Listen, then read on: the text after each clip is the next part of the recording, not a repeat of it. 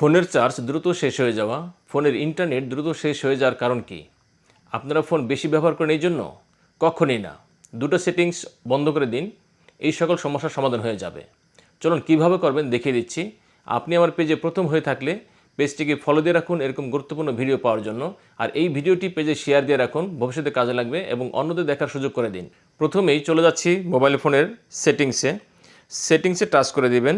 সেটিংসে টাচ করে দিয়ে স্ক্রল করে একটু নিচের দিকে আসবেন। নিচের দিকে আসলে দেখতে পাবেন গুগল। এই গুগলসে টাচ করে দিবেন।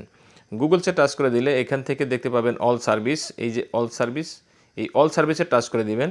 অল সার্ভিসে টাচ করে দিলে এমন একটি পেজ আসবে, সেখান থেকে স্ক্রল করে নিচের দিকে যাবেন। নিচের দিকে গিয়ে দেখতে পাবেন পার্সোনালাইজ ইউজিং শেয়ার ডেটা।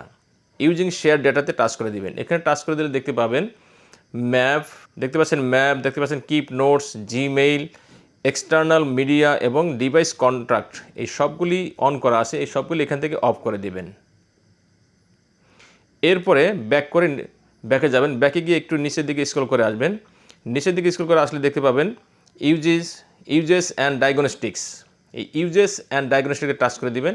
এটি এখানে অন করা আছে, এটিকে অফ করে দিবেন। এই দুইটা সেটিংস বন্ধ করে দিলে আপনার ফোন থেকে চার্জ দ্রুত শেষ হবে না এবং ইন্টারনেটও দ্রুত শেষ হবে না।